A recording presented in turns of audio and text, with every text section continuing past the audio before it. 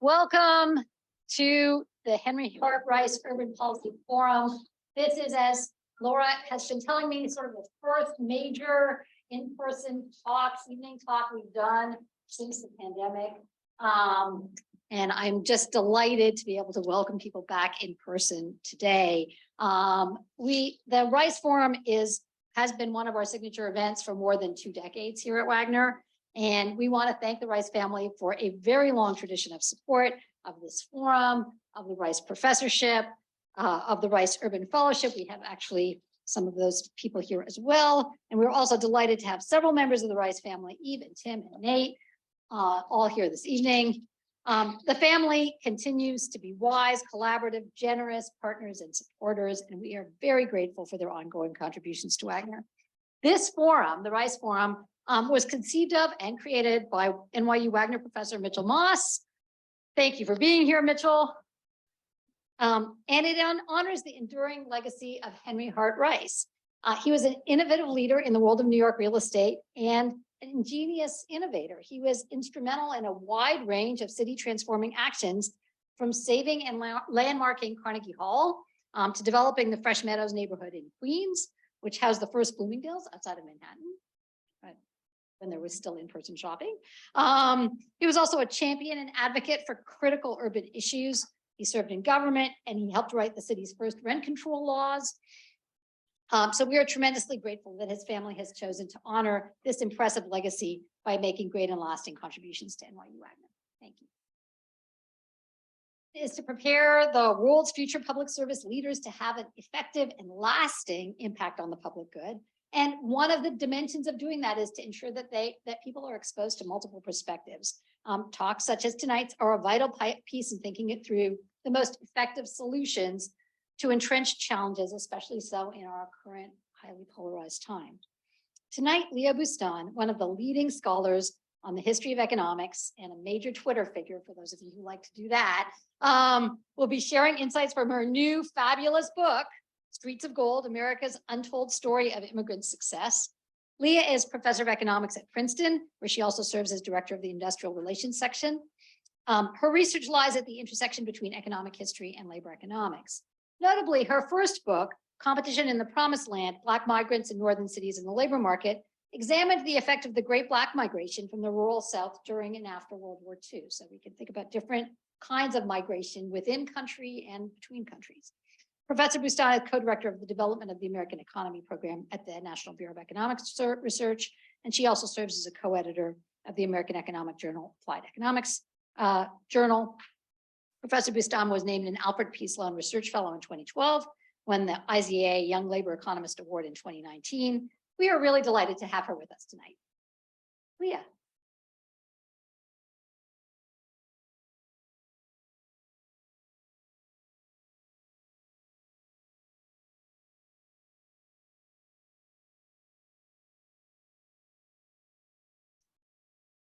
Thank you so much, Sherry, for the kind introduction and the invitation to speak here tonight.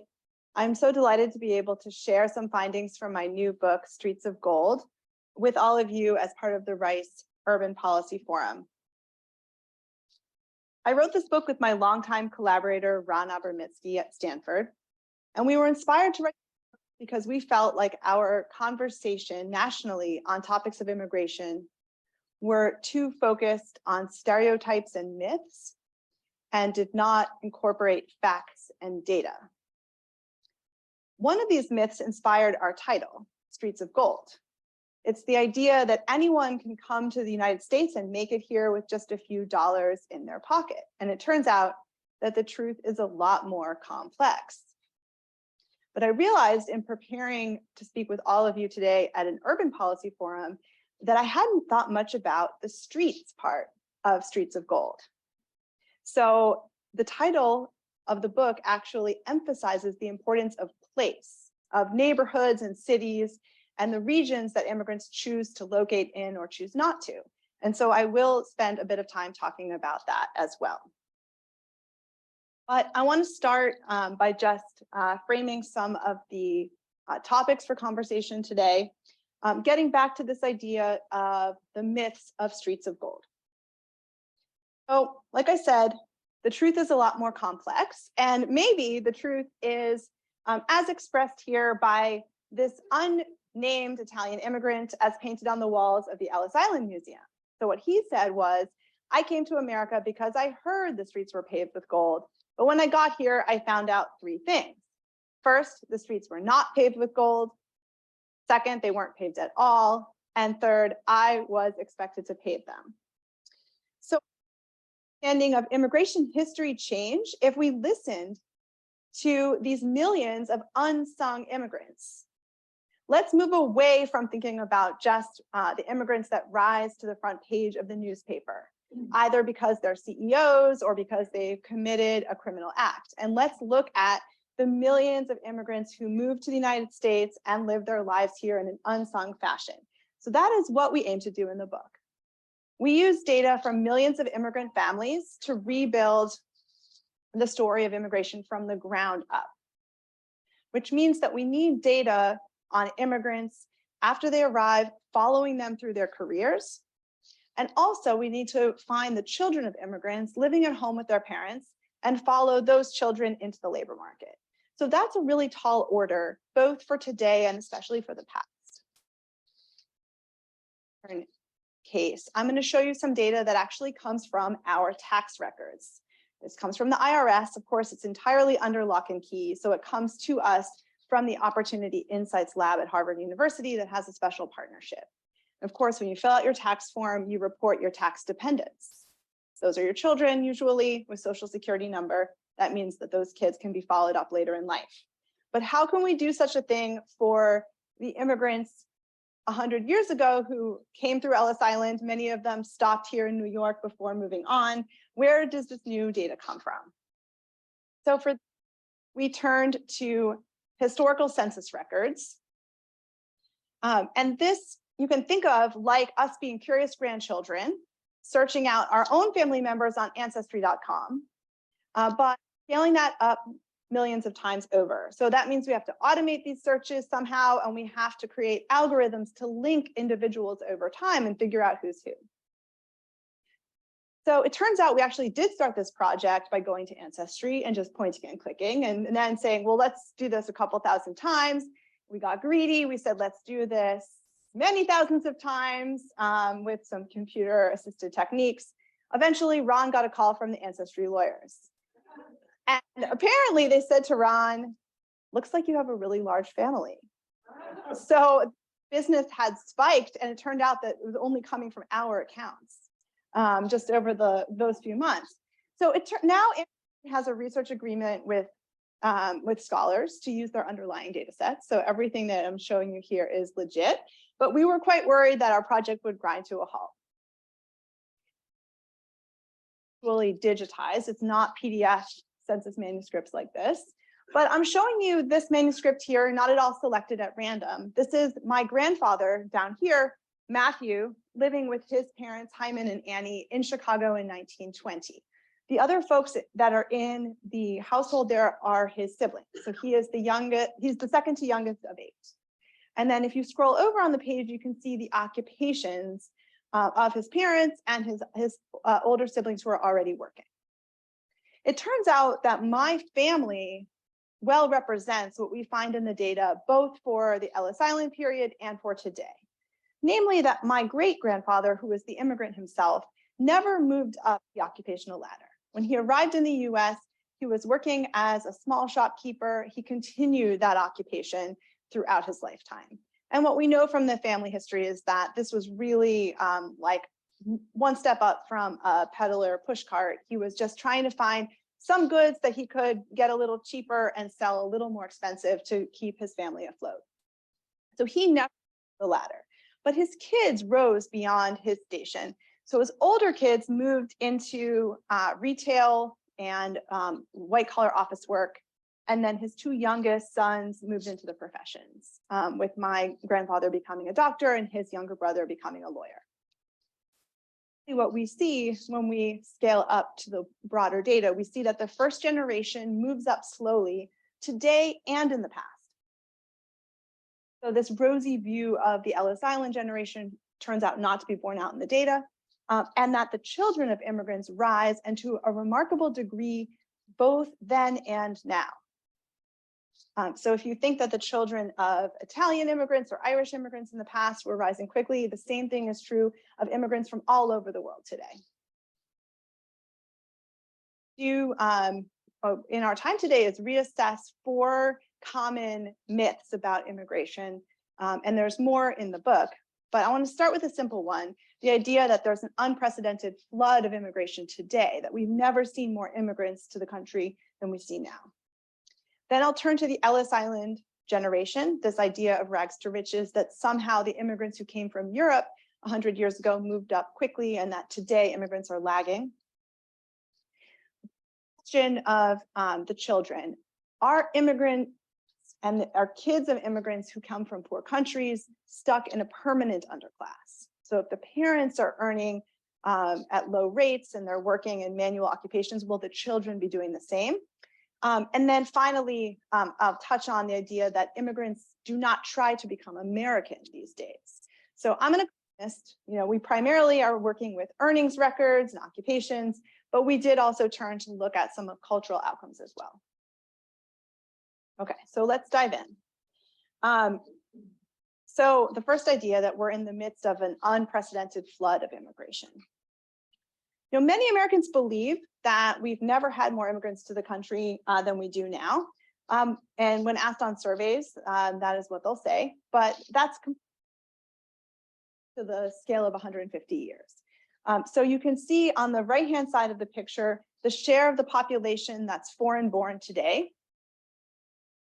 And it's around 14% of the country, or 1 in 7 people are born abroad. And then you can also see that if you go back to the Ellis Island era from 1880 to 1920, the same exact rate of immigration was also the case in the past. So that, again, 14% of the population, or 1 in 7. I think that fact gets missed because no one who's alive today is alive to remember this era. And so many of the folks who are part of the baby boom generation would have, for example, been growing up and going to school during what we call the immigration valley in the 60s and 70s, when only 4% of the population was foreign born. So from that perspective, looking back on their own childhood, they'll say, wow, we have far more immigrants than we've ever had. So the period in between these two waves of mass migration is not sort of a natural occurrence of the economy, but is rather policy driven. In the 1920s, the US greatly restricted immigration and targeted some countries more than others. So particularly restricted immigration from Southern and Eastern Europe. And so you see, as a result, from 1920 to 1970, the share foreign-born falling to its low point. And then rising again when the border reopens in 1965. So of course, from the perspective of people alive today, it would seem like immigration has never been higher, but that's not the case in the longer scale. So what we want to do is compare these immigrants from these two waves. There's not very many people to compare in between, so I'll be focusing mostly on this Ellis Island period and immigration today. And there's to think that the outcomes would be very different in these two time periods. Sure, the share of foreign-born is the same, but almost everything else about immigrants today is very different from immigrants in the past. So one way of seeing it is looking at the regions of the world where immigrants come from. So this is a graphic that the New York Times made based on some work in our book, which is so beautiful. I just wanted to use what they put together, and colored all of the different sending countries by region. So if you're coming from a European sending country, you're in yellow. If you're coming from the Americas, you're in red. And if you're coming from Asia, you're in blue. And you can see a little bit of Africa and the Middle East popping up at the end of the series. So the first wave of mass migration is almost entirely migrants from Europe. Those migrants who are not coming from Europe are coming from Canada. You might think, well, these are immigrants who are coming from cultures or economies that are more similar to the place they're landing than immigrants today coming from all over the world. The legal regime was different. So as long as you're coming from Europe or Canada, there was essentially no restriction on entry, no visa required, no passport required. a Chinese Exclusion Act in place as of 1882. So we can't say that this was truly a world of open borders, but it was far less restricted than today. In contrast, today we have around 700,000 visa openings per year, and then some folks who are allowed to enter above that cap because they're direct spouses of US citizens, for example. So we have around 1 million slots for entry.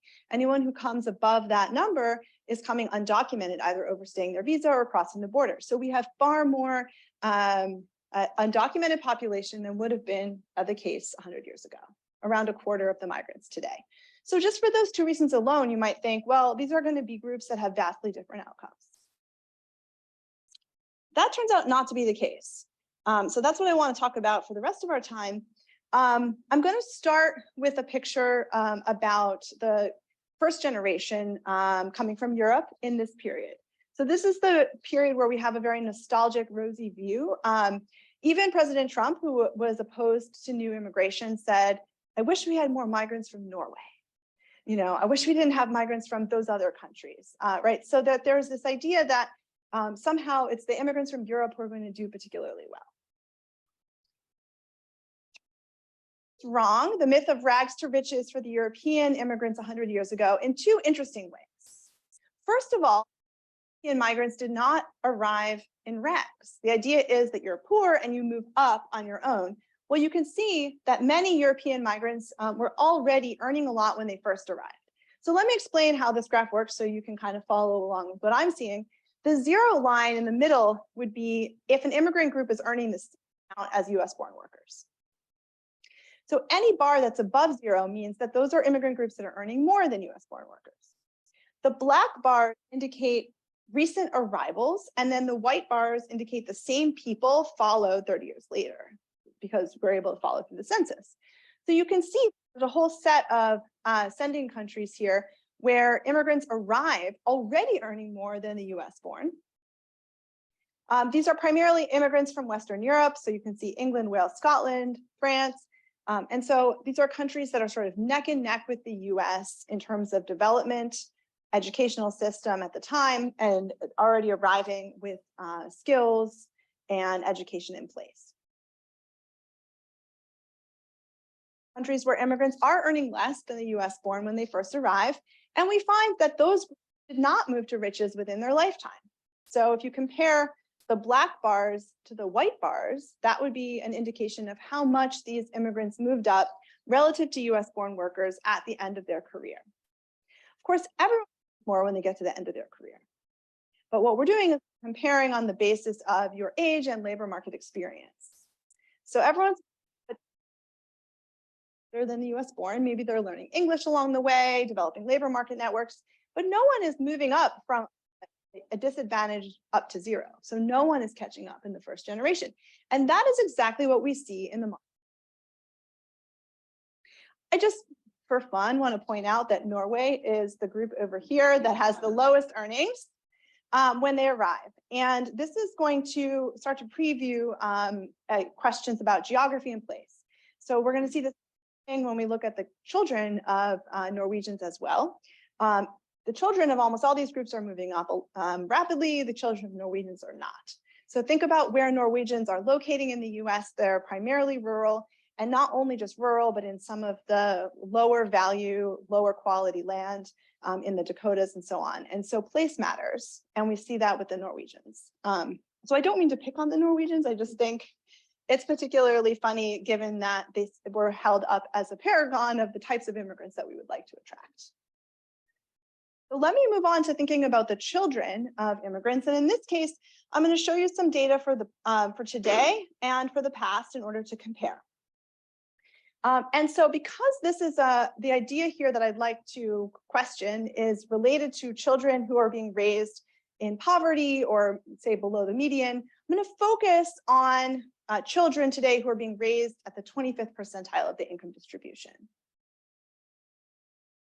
Holds very well for any point, below the median or even a little bit above the median. So this is not a specific, I just sort of want to choose a group that will allow us to look at children who are being raised in low resource families. And I'm going to compare children of immigrants to children of the US born being raised at the same point in the income distribution. We're going to use the linked census data for the past, and we're going to use the tax records for the present. It's a lot of dots, okay? But I promise you, you'll when we go through it, you'll see the incredible patterns that are being picked up in the data. So these are all kids being raised at the 25th percentile of the income distribution. That's like 2 working parents, full-time minimum wage jobs. And then this here is the 50th percentile. So what we're looking at is where the children get to when they themselves enter the labor market and they are adults and they're working at around age 35 to 40. Notice the magenta dot here are the children of US born parents. And this is particularly white US born parents, because in this way, we're kind of stacking the deck against the children of immigrants looking upwardly mobile. If we looked at all children of all US born parents, this dot would be even further over to the left. So children of white US born parents raised at the 25th percentile reach the 46th percentile on average in adulthood. So there is some upward mobility. But look at all of those peach dots that are to the right of the magenta dot.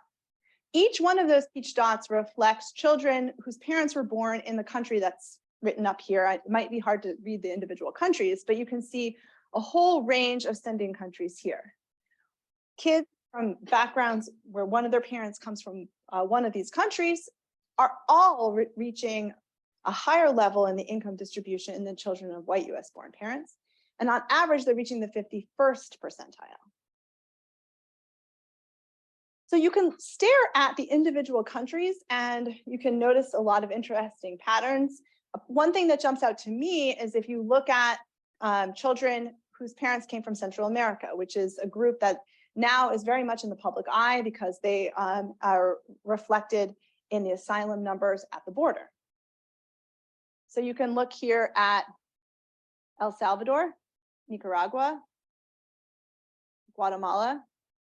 So all of these Central American countries that are very much, raising concerns in the policy page of the paper that are referenced as sort of reflecting a flood of asylum seekers.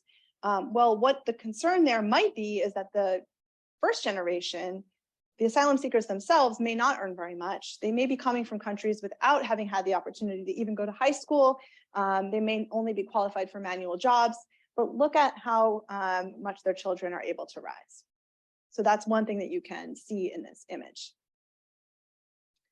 Another thing that I was just talking about with Sherry before the talk, which is really fascinating, are the children of immigrants from the Caribbean. So Haiti, Trinidad, and Tobago, and Jamaica are the 3 groups that are somewhat below the children of white US born. But I've been saying children all the way through, and if anyone has been reading carefully, this is an image about sons, not about daughters. If you look at the daughters of immigrants from those 3 countries, they're actually at the top to top middle of the picture. So what's going on there in terms of understanding the upward mobility of children of Caribbean parents is not really just a race story, it's a race interacted with gender story. And it's not even race interacted with gender as more as race, gender, and region.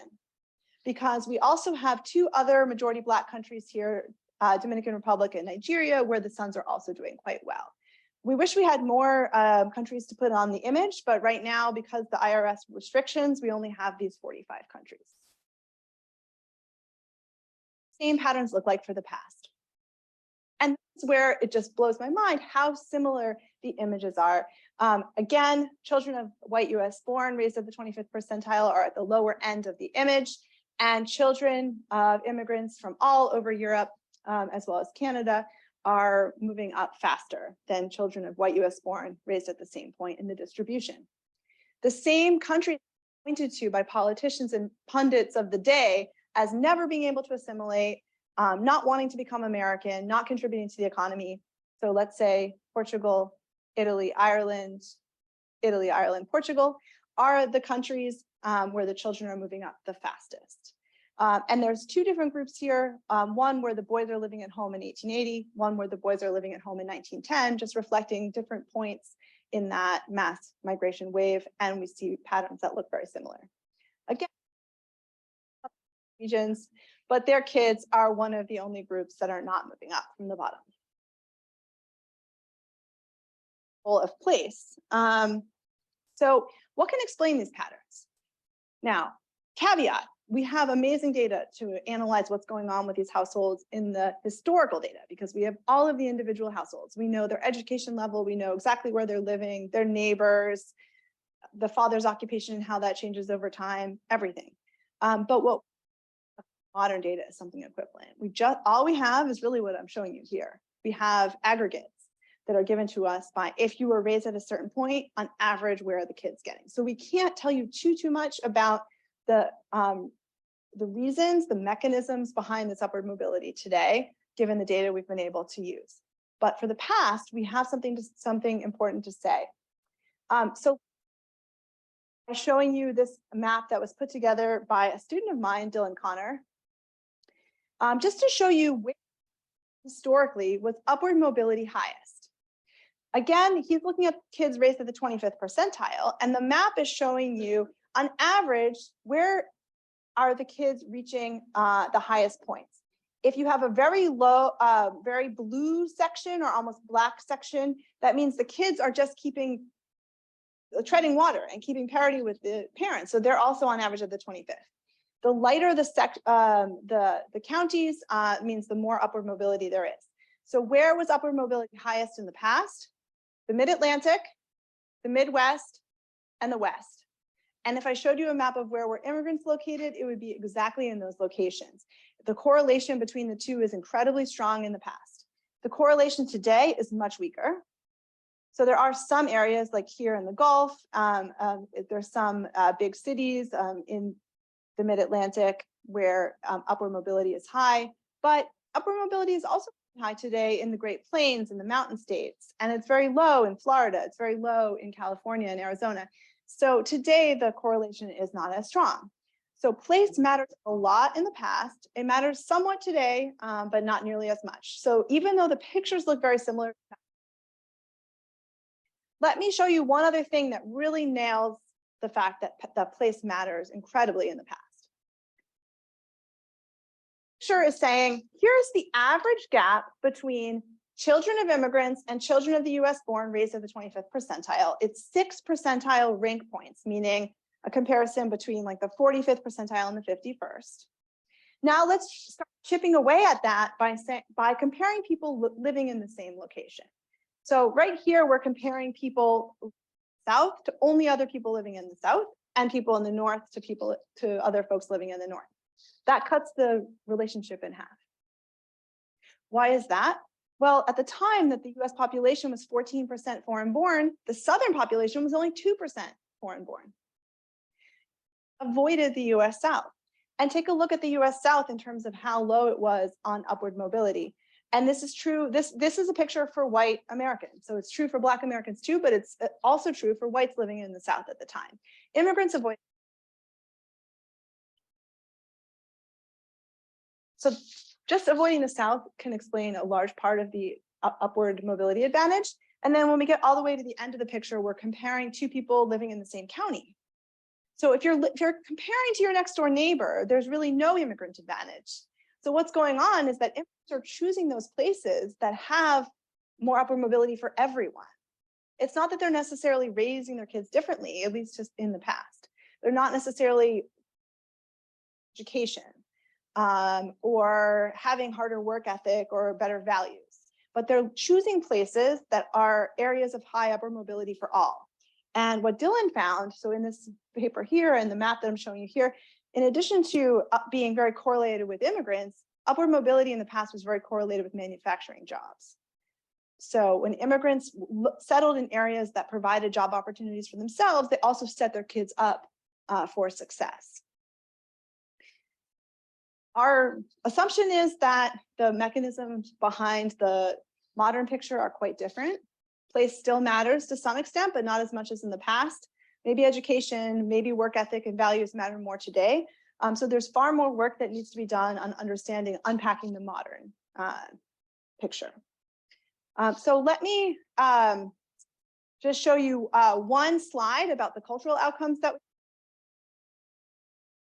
as economists, we've mostly focused on earnings and occupation, but we did try to turn to as many different ways of measuring the idea of becoming American as we could. Who do you marry? What neighborhoods do you live in? Do you learn English? And our favorite outcome, which I'll just share with you today, are the names that immigrant parents choose for their kids as they spend more time in the country. So if you have a child after a year or two in the US, do you choose a more foreign sounding name? And as you spend more time in the US, do you start shifting towards more American sounding names? Part by families like our Vice President, Kamala Harris, and her younger sister, Maya. Kamala was born after her parents had been in the US for 2 or 3 years. They're graduate students from Jamaica and India. And then Maya was born 3 years later. So that's exactly the idea of maybe you learn more about US culture, maybe you learn to embrace or adopt US culture, or maybe you decide I'm not going to go home. So I was thinking I might return, and so I'll choose a name that's going to work in my home culture. And because I think I'll stay, I'll choose a name that will work in the US context. Records to look at this too, because remember, when you saw my grandfather, you saw the names of all of his siblings and their ages and how that relates to their parents' arrival year in the US. For the modern period, names are something that's very much held under lock and key. So we were able to get access to the California birth certificate records, which allow you to link a mother who has multiple births in the state of California and the names of her kids. And so we need to figure out what name is foreign versus American sounding. That's not necessarily a fixed attribute of a name. One of the most foreign sounding names in the past was Eric. If you're Eric in the past, you're almost entirely likely to have been born in Scandinavia. Today, Eric is a name that's given by people from many different cultures. So that's just what we did. How many Erics there were, how many Erics born abroad, how many Erics born in the US. Compare that to the full population. So what's the relative probability that you're given the name Eric if you're foreign born versus US born? It could be 10 to 1. It could be 100 to 1. Or it could be 1 to 1, so that you're just as likely to get the name if you're foreign born versus American born. Then we squish that into an index that ranges from 0 to 100. And what we find is that, of course, immigrants give more foreign sounding names to their kids. On this index of going from 0 to 100, US born moms have an index value of 35. Immigrant moms have an index value of 65. But as the immigrant moms spend more time in the country, they shift towards American sounding names. So that gap shrinks quite a bit. So by the end of their fertile life, immigrant moms are giving names that are more on the order of 50. They go from 65 to 50 on the index. Moms don't change at all, so they've closed that gap in naming quite a bit. And what's interesting is that this happens in the past and it happens today. And it happens actually rapidly among groups that have been pointed to as not assimilating. So like Mexican moms in California today are especially likely to shift on this index. Okay, everything I've told you today sounds incredibly optimistic. And I think, one way of saying it is the American dream is just as real now as it was 100 years ago. We see that the immigrant generation themselves were slow to move up 100 years ago, and that same thing is true today, but that the children of immigrants rise, and that immigrants are making efforts just as much now as they were then to become American. So why is it so hard to generate consensus on immigration reform? Why has the immigration system not changed, hasn't been modified really in 30 years? And most of our actions these days on immigration issues are executive action rather than legislative. So what, if anything, can we do about this? Well, I want to start by saying that if you look at the polling data, there is a silent majority in favor of immigration. 75% of Americans say that immigrants are good for the country. But they're really polarization by party. It shows up in the polling data, and it will show up in a measure that I will end with in a minute. And so can we, is there anything we can do, or are we stuck in a world of polarization? Well, I want to say that we should take heart from an episode in US history when strong politicians were able to shift the national conversation on immigration within a generation, actually within around 15 years. So I will show you what I mean by that on the next slide, and then I'll wrap up. So this is new data that we put together for the book on attitudes towards immigration over 150 years. We only have polling data for this part. So if we want to go all the way back to the Ellis Island period, we have to get data from somewhere else. What we did is we classified speeches from the congressional record. There are around 8 million speeches given during this period. 200,000 of them were given on immigration topics.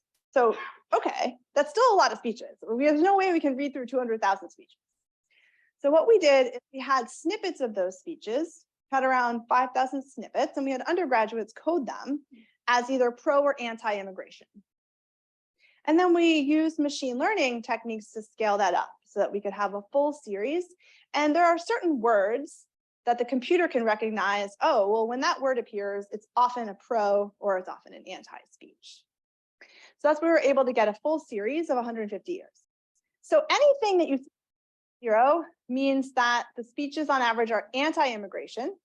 And then you see this period where the speeches become pro-immigration over a short period of time. They're pro-immigration today, but they're split by party. Okay, so the blue line are the Democrats, the red line are the Republicans. Notice at the beginning of our series, the two parties are lying right on top of each other. And no matter what is going on, the average speech about immigration before 1945 is very anti-immigration. So what's special about today is not that we have some people immigration. What's special is that we have a lot of people who are pro-immigration. That actually hasn't happened in US history. And so the fact that the average, which is this gray line, is kind of hard to see because it's underlying the blue one for a while, is still pro-immigration is actually a moment that we should seize. Okay, and then what happened with this transition period between World War II and 1965 when the border reopens? Notice attitudes towards immigration, as reflected by political speeches at least, change very rapidly. I mean, where we can maybe point to a few moments, like maybe about gay marriage or something like that, where attitudes have changed so quickly for the majority of the population. What was going on? Well, from what we can see, this was not an attitude that was bubbling up from the population. It was coming down from the presidents. And it was coming down from the presidents because of pressures from the Cold War. When the Cold War began, Soviet Union said two major things about the United States. One, we had racist Jim Crow laws. In the South, we had segregation. Two, we had racist immigration laws because our immigration laws, our quotas, were designated to keep out certain countries. And so altogether, because of these two facts, the US claimed to be meritocratic and capitalist and open, but was actually a caste-based society. We need to change our immigration laws. Not because he necessarily wanted from different parts of the world, but this was a talking point that was anti-American as part of the Cold War. So Truman, and then following him, Kennedy, and then Johnson, very intentionally tried to change the national conversation to say immigrants fought alongside us during World War II, fought against the fascists as patriotic Americans, and their children did as well. That immigrants built the country. The Statue of Liberty should be a symbol of America. So when we see the American flag, we should think of the Statue of Liberty and think of the poem and the openness. All of these are ideas that we sort of think that they're in the ether today, but they actually came from intentional actions on the part of these three presidents. In fact, as Kennedy was running for president, he ghost wrote a pamphlet called A Nation of Immigrants. So that idea was originated as part of the Kennedy administration. And it worked, at least in elite political circles. I mean, we don't know because we don't have the public opinion polling how much this reflects the public. But we believe that if this type of intentional action to change the conversation happened before, it can happen again. We're actually quite heartened that the response to our book has been very strong amongst what you might call the center right. So the first people to have us out was American Enterprise Institute. We spoke at Manhattan Institute. So we're not just necessarily talking to the usual suspect. So these days, to change the conversation doesn't necessarily mean to take an entirely anti-immigrant population and shift it upward, but it means to try to close the partisan gap. And so and heartening, I think. So there's a lot more in the book. There's discussion of refugees, whole chapter on whether immigrant success comes at the expense of the US born, and many stories that I wasn't able to talk about today. We are quants, but we try to always bring in stories that underline some of our findings, including a modern survey that we did that included the family history of some of our colleagues in economics and in other social sciences. So you can find maybe some of your favorite colleagues in there as well. So thank you for all of your attention, and I'm open to any questions you may have.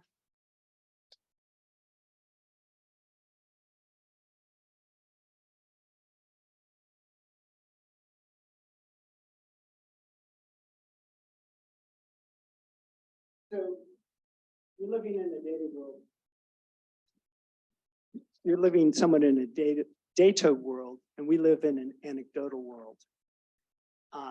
New York has many distinctive neighborhoods based on immigration, even going to the suburban areas where we live in Westchester. You know, there's one community that has El Salvador, one that's Mexican, one that is Portuguese/Brazilian.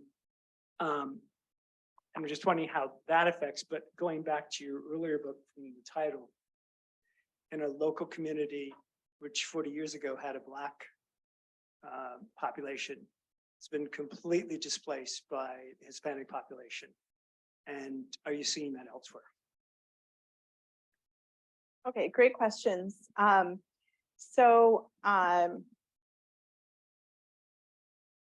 There are strong immigrant enclave neighborhoods in New York and in the rest of the country today. That was also true 100 years ago.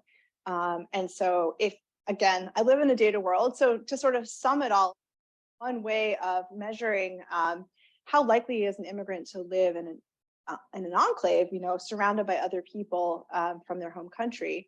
There's an index that kind of sums that up to say, for the average immigrant, what share of their neighborhood is reflective of other people from their home country.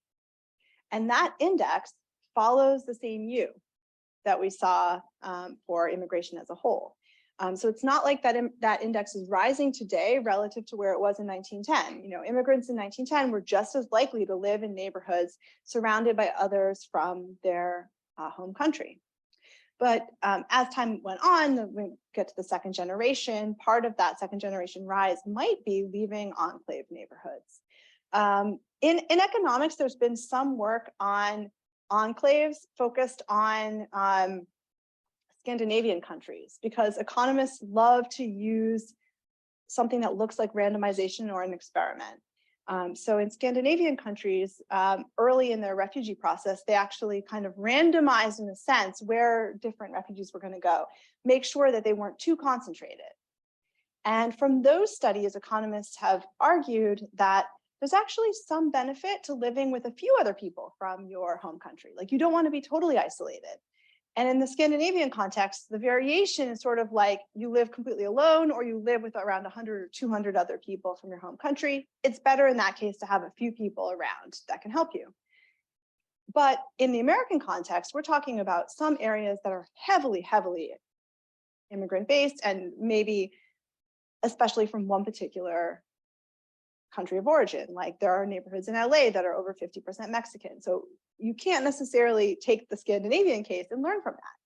One thing that we've been trying to do is use an interesting, this is one thing I thought, well, maybe I'll bring that, like a picture on this, and I didn't, but we use an interesting episode in New York's history where basically very close to where we are now, there had been a Jewish enclave that was, you know, just in some cases, 75% of the people on your block would also be Jewish. And so that enclave extended for blocks and blocks. And there was a lot of concern, is living in an enclave like that holding these immigrants back. So within the Jewish community, there was a sort of like a self-help organization, which translates in English as Industrial Removal Office, which sounds really Orwellian, but you know, you could sign up and they would help you out with train fare and a little bit of maybe like a week's worth of kind of startup funds to somewhere else in the country. And these folks who participated in the program went to 200 different cities and towns around the country.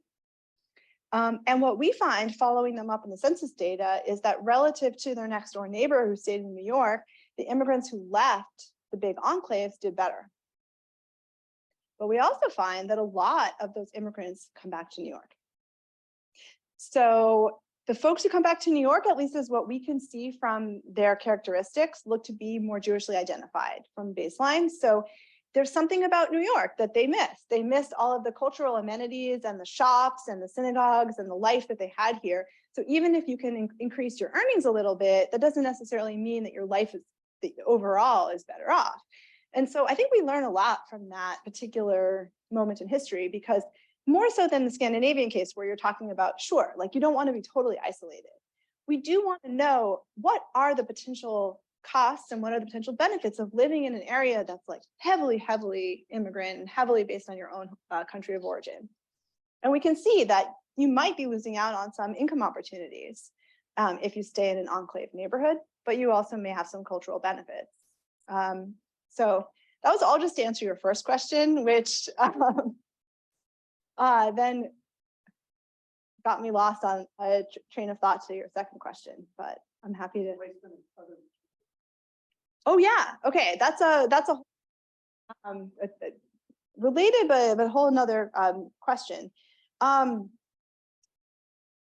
personally, but I have seen that in action in Los Angeles as well. I lived in Los Angeles for 10 years before moving back to the East Coast, and LA maxed out in 1980 at 17% Black and is now down to 7% Black, at least last I checked, with a lot of the Black population moving out to what's called there the Inland Empire, which is like Riverside, San Bernardino, sort of east of LA, like into the desert, or moving to Phoenix, Las Vegas. And the idea is that there has been some kind of transfer of neighborhood from what had been a Black neighborhood to now a Latino neighborhood. I know that sociologists have worked on this, and so I'll have to just defer to my sociology colleagues. I don't have a good sense of like what comes first, because some people say, well, the Black population moved out because of concerns about crime and gang activity in those areas, breaking up the gangs, sort of, taking your kids away by moving them to a different location. And as a result, those are the neighborhoods that the new Latino immigrants moved in. Or the other way around, that there was population pressure, housing prices rising because of this new immigrant community, and then that sort of encouraged some Black families to move. It was probably a little bit of both. I think the observations that you have here locally are also being seen in other parts of the country as well.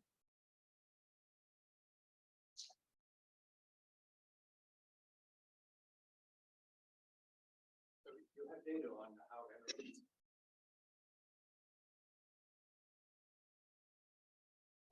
use that. And if that's your perspective, someone might say, yes, they're doing well, and that just proves our point. They must be taking jobs away from Americans. What's the answer to that? Yeah, so that is exactly what we got actually from some folks when we sort of unveiled the dot plot, with the children of immigrants doing so much better than the children of US born. We thought, well, geez, if we had showed the opposite, if we had showed that the children of immigrants were doing worse, then people would say, see, we should restrict immigration. Now that we're showing you that children of immigrants are doing better, it's like, oh, wait, see, this is my point. We should restrict immigration, because so you can come at it from two different perspectives and get to the same conclusion. I think that's really missing there is this idea of zero sum. I mean, so it's not like the children of families who are raised at the 25th percentile are then all competing for the same set of jobs. And so if one of those kids gets a job, that means the other kid must not. It's really, there's many reasons why we think that the economy doesn't work in a zero-sum fashion like that. First of all, when you're as workers, as opposed to, let's say, trading with a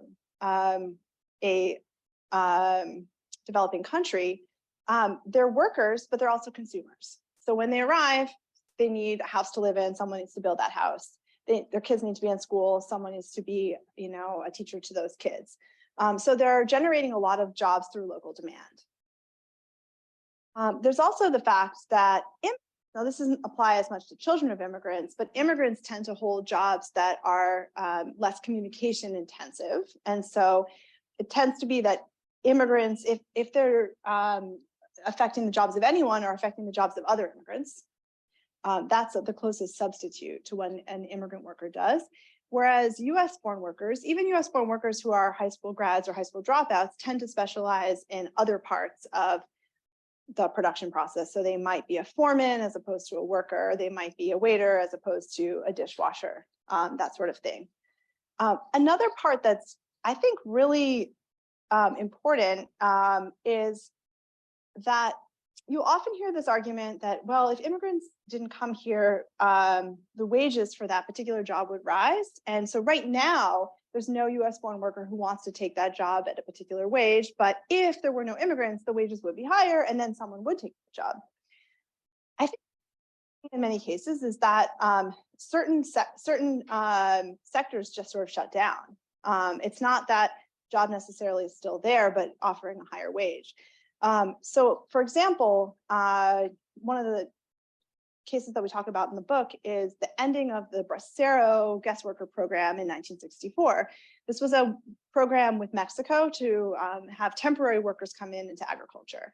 And then President Johnson, as part of opening up the border, said, well, we're going to end the guest worker program because that will allow our domestic workers, local US born, to take these agricultural jobs instead.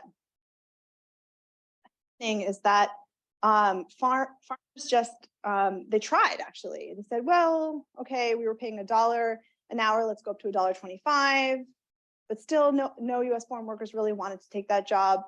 And so they said, well, if we go up above $1.25, we're really not going to be making profit. So we're either going to shift into mechanization. So we're going to harvest with machine rather than by hand, or going to shift away from crops that are picked by hand altogether. So a whole set of vegetables that we take for granted, like strawberries, asparagus, certain kinds of lettuces, just sort of disappeared from the market. And instead, we're going to focus in on those vegetables that we can easily harvest by machine. So that whole sector of hand-picked, hand-harvested vegetables just disappeared for 20 years until we had an inflow of immigrants working in agriculture. I think that's be true of nail salons. Like you can just substitute towards painting your own nails at home. And when I was a kid, there weren't a lot of immigrants, and we also didn't have a lot of opportunities to go out into the market for that service. So at a certain wage, certain types of products just won't be profitable. And there's sectors that will shut down instead of necessarily hiring the US born. So there's many ways in which I think that the zero-sum thinking it doesn't play out when you actually look out into the data. Everything I've been talking about so far has just been theoretical arguments about what might happen. And then you have to go into the data to see what does happen when immigration either goes up or goes down. And economists have been puzzled because you would think, okay, well, when you restrict immigration, then wages should go up, but that's not what people tend to find. And so that's what's really been pushing economists to think about these somewhat more complicated ways of understanding the way the economy works.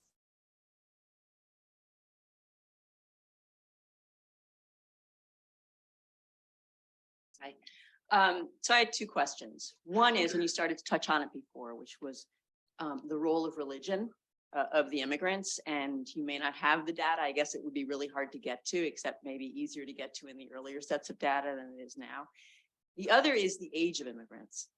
And you talk about it in some sense, it seems as if adult immigrants have children when they're here, but clearly a lot of the immigrants were children. And my guess is that if you look at that, those child immigrants actually end up looking more like the children of immigrants than they do like the adult immigrants. I wonder if you could just comment on that.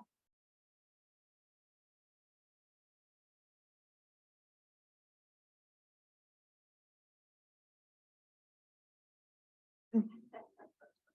So role of religion, you're right. It's not something that we've been able to look at in the modern period. In the historical period, as well, the census has never asked religion.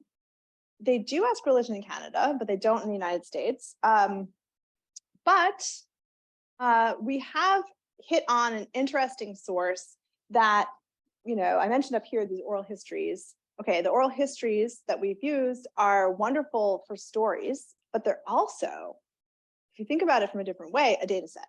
So we started with this oral history collection that the Ellis Island Museum compiled. It has around 1,500 immigrants who went through Ellis Island.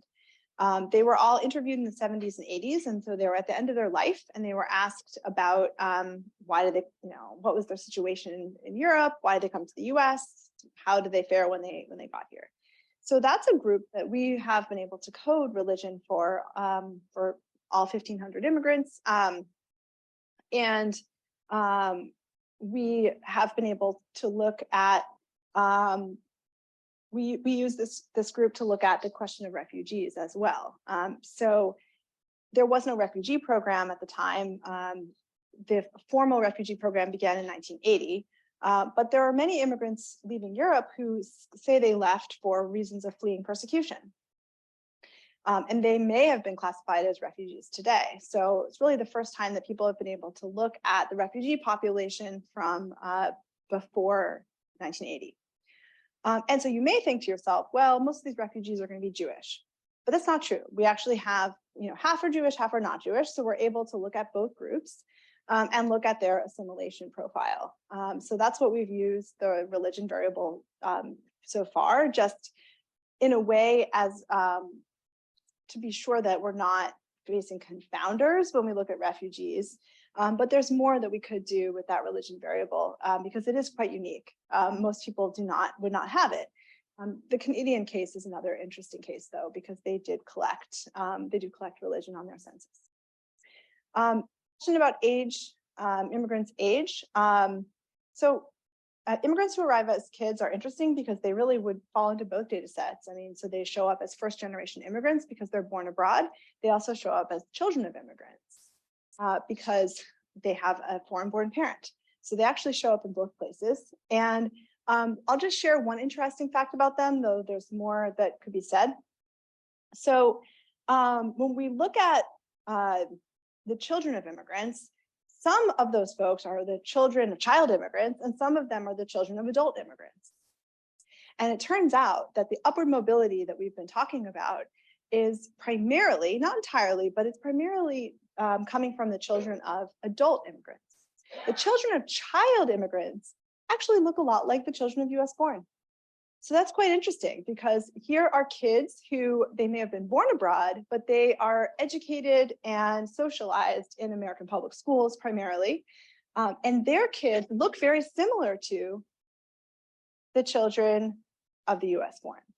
There's another interesting group, which are the children of internal migrants in the US. So people who left their state of birth, they look a lot like the children of immigrants. So there's something about you yourself sort of picking up and moving, breaking family ties, that's really important. And if you make that choice as an adult, it's quite different from sort of coming along with a parent. And especially, you can start to break it down into like exactly how old people are when they, but it does sort of follow almost like a gradient. The kids who arrive really young, like 1, 2, 3, 4, their kids look the same as the children of US born. The kids in the middle who spend some time in both countries, they're kind of half and half. And then it's really the children of adult immigrants that are contributing most to the upward mobility. We also think that tells us something about maybe mismatch in a way. Like if you arrive in the US as an adult, in some cases, you may have already gone through your training, you may already have skills, but when you come to the US, you may not be able to really use those skills. And so the proverbial, Russian nuclear scientist who's driving a cab, that sort of thing. And that's far more likely to happen if you come as an adult yourself than if you're coming as a kid and you have the opportunity to be socialized and go to school in the US. So that's one interesting fact about the children of immigrants, but the immigrants who themselves arrive as kids, but they are sort of this fascinating intermediate case, and they have attributes of both groups. So I think that I've heard tell that okay, great. one specific question, sort of a follow. Much or less, but it's been actually fascinating.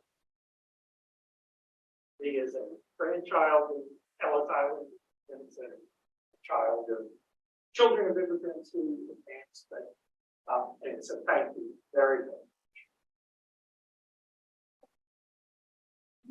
That the difference between immigrant and native born outcomes may have turned on the immigrants finding areas of economic opportunity being willing to move. So maybe this is a reasonable to define how they move, where the opportunities are.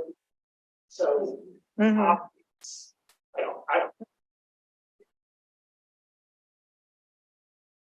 You know, as a quantitative person, I'll say we haven't been able to nail it. But you know, we do turn to the qualitative record for this, and we find that, you know, in the past there was a substantial amount of back and forth correspondence with initial migrants, either from your own family or from your local area, your village. And so we hear people in the Ellis Island oral histories, for example, saying, yeah, I got a letter from my brother saying, like, I have a job open for you, you know, at the store or in the factory, like a position's open. And I have done some work on sort of the timing of when immigrants come, and it's very closely tied to the US business cycle. So when times are good, that's when people are writing back and saying, yeah, there's a job, you know, there's a help wanted ad, and I have a place for you to come and stay for a while. Why was actually one of the first projects I ever did. I was interested in the Jewish case and whether it looked different from other European cases. People had looked at every other part of Europe. They hadn't looked at Jews, and they would always say, well, Jews are different. They face persecution. Turns out that Jewish migrants were also very responsive to the business cycle. And then in the modern period, people say, well, maybe it's more clear, like you can call, you can, you know, communicate more easily. But what's interesting is we've been able to trace back some of these enclaves that we're talking about to like individual founders. So people, you know, not us, but we're sort of drawing on historians and sociologists who've been able to go back to, like, you know, who are the first Indian immigrants to move to Jackson Heights, and why did they move there? And, you know, the first guys who were saying, well, you know, all the Indian shops were in Manhattan, and I worked in Manhattan, but, you know, the train line ran straight here. And so I was able to, like, you know, find an apartment for half the price. And actually, like, a lot of the buildings on my street now weren't even built at the time. Like, it was still being built up, and I was able to move there in the early 60s. And then once I got there, people started to ask me, like, oh, you know, well, tell me about this neighborhood. It seems like you got a good deal. And so I was able to help facilitate other people to move to the same place. And so I think probably that process was also in place in the past, that there would be a first pioneer who was able then to help others. So thank you all so much for your questions.